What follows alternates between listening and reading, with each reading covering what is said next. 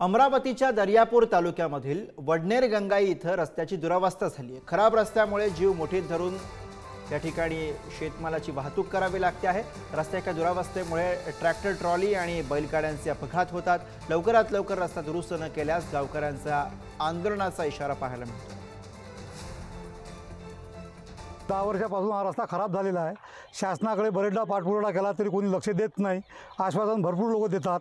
आमचा माल पूर्ण खराब होत आहे। सोयाबीन घरी येत नाही, शेतमजूर शेतात जात नाही, शेतासाठी लागणारे वाहनं बंडी जोडी वगैरे ट्रॅक्टर कोणी देत नाही।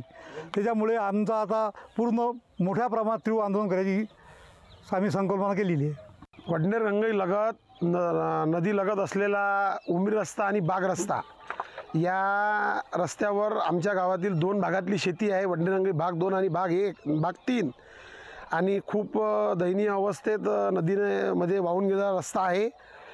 तर या रस्त्याची दुरुस्ती म्हणून शासनाने तात्पुरती तरी काही दुरुस्ती म्हणून आम्हाला आता आजच्या परिस्थितीत मुरुम आणि काहीतरी रेती टाकण्याची व्यवस्था करून द्यावी आणि पुढे याच्यावर एक मोठा ब्रिजचं बांधकाम त्यांनी करून द्यावं अशी सगळ्या शेतकऱ्यांच्या वतीने मी आपल्याकडे मागणी करत आहे।